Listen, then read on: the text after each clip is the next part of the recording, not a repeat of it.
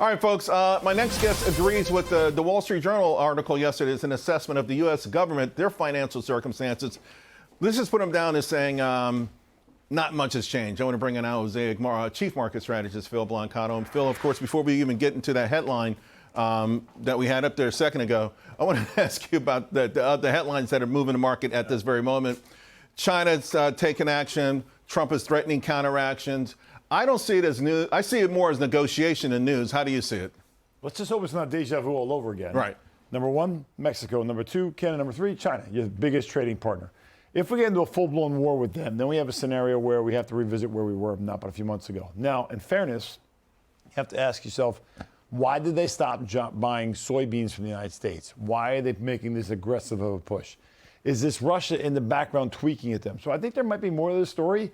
And it comes back to what we've talked a lot about. When you have these double-digit profit returns in some of these stocks, take a little bit and diversify. Let me give you an example. Do you know what the number one performer was in the month of September? In the entire market? Entire market. The equally weighted S&P 500. I don't think so. Well, when you look at the broad, no, I'm talking individual stocks. Individual stocks are up 400% last month. I'm talking about individual markets. When you look at markets. So let me say it differently. Cap weighted is up 15, 16% this year. In the month of September, equally weighted did 3.5, cap weighted did 0.7. Right. My point is the broadening out of the market shows you that there's opportunity in other places besides just those. And a day like today shows you that too as well, right? I mean, some of your favorite stocks are down a lot. By the same token, almost everything I took profits on, I'm talking up triple digits. I regret it the next day, the day after that, but we've been doing this long enough. If you stay at it, there's nothing wrong with taking a huge profit anyway, which is a point you always bring up. But on this China headline thing, I want to get back to that for a second because, the idea is that at some point, do you think a deal will be cut? I don't think we're going to get one right away, and that's why I'm worried about this headline. No, but at some point of 2 months, 3 months, 6 months. And if we don't, what would it mean for markets? Because the markets seem pretty comfortable with it nothing happening, like the status quo where we were. Like they pulled the tariffs down a little bit. In fact, the big octane for this rally came on the headline when we said, okay, we're going to not go with the most egregious tariffs on China. The Geneva Accord. Right. So I think both countries stand to benefit from getting to some resolution. We both lose if there's a real full-blown trade war. But I'm surprised at the aggressiveness of these statements by China. And let's not forget, the one thing they have over us is lithium, and we don't have a good counteract for that just yet. A lot of people, a lot of purists, right, particularly on the right, don't like what Trump has done with respect to investing in these private companies, right? We've got a stake in Intel that's up a lot. MP Materials, the stock is up about 15% today. Lithium Americas, Trilogy is a new one. But if we're going to fight China over things like that rare earth, I look at it like Eisenhower building the highway system.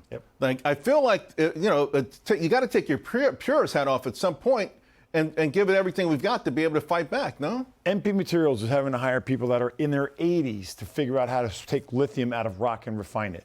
If we don't do this, the two things we have to fix in this country, our medical supply chain and our rare earth supply chain, will put us in harm's way of China for decades to come. This is a brilliant move. Why? Because this breaks the stranglehold from China. It says, we're going to give you the capital to fix a gaping hole in our national security problem. I think this is brilliant. I disagree with anyone who doesn't like it. The government at times has to support industries that need to blossom, whether it's the internet from way back when or now restarting an area that we have to have success in. All right, I want to talk about the overall market because, again, maybe it's counterintuitive to believe that the market could be up big 3 years in a row. But this is from Ryan Dietrich, one of my favorites. The average year, this is what the market returns, right? The yellow line.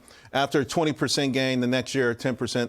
After back-to-back 20% gains, it's not unusual to have a third strong year, but it's counterintuitive, and I feel like that adds volatility when the market starts pulling back. It is, and this is the 7th time in history we'll have these kind of returns of a 3-year bull market. So what it means is, can we get substantive earnings growth in a somewhat leveling off of tariffs? Remember, we had great earnings growth in the second quarter. If we get another 8% earnings growth here, this market pushes higher, especially with potentially lower rates and less regulation. Again, tariffs keep holding us back. Anastasia was a little worried about the earnings thing, that maybe we're a little giddy on earnings. I don't agree. I think the U.S. economy put up a 3.8 in the second quarter. What if we do a 3 this quarter? You need earnings growth to value this market. It is price of perfection. Let's not forget, NVIDIA is doing 30% revenue growth. So this isn't 2000 again. But if you get 8% earnings growth, and even if it's 7 or 6, that's still enough to keep valuations in that 21 range on the S&P. Expensive, but don't forget, interest rates are still lower than they are historically. So you can't look at 18 as your average PE. It's probably 19 or 20.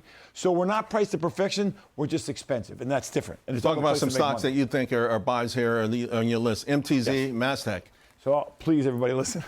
I want you to think about the equally weighted S&P. What's happening in the United States? Well, we're tearing down our infrastructure. We're building nuclear power plants. We're doing infrastructure, pipelines, you name it, across the board as far as wiring, technology, and the necessity to make our infrastructure rebuild. At the core of it is a company who's acquiring firms and has not only double-digit earnings growth, but really solid revenue growth as well. Stride, the symbol is LRN. What do you like about this one? Small cap company. Why I like this? Think about how we have to reprogram much of our workforce. We have 7 million jobs open, 7 million people looking. Well, guess what? They educate online, especially for adults. Oh, hence the symbol, learn. Learn. I got you, so, okay. And by the way, 14% margin. So when the world goes, the United States goes to re-educate themselves, middle school and high school, mostly adults, this is a place they can do it, and their revenue is phenomenal. We're going to need that for a new workforce. All right, and PTC, this is one I've never heard of. You know, I like this company. You know, in between AI and application, computer designing, there's a gap there. You heard about AI slop, that it doesn't always work. These guys can come in and help with engineering design, application design, how you take the software of AI and apply it to everyday life. They are looking at significant margin growth. They're a company that's now being engaged as how can I better my workforce to use AI and computer design to develop better product. It's an unknown name, and it has great and wide use. I think it's a solid, steady Eddie name. I like that idea of where in the AI supply chain can I live and make money without being in the Mag 7. Great stuff, man. Again, just like Anastasia, lucky to have you on today, especially. Appreciate it, Phil.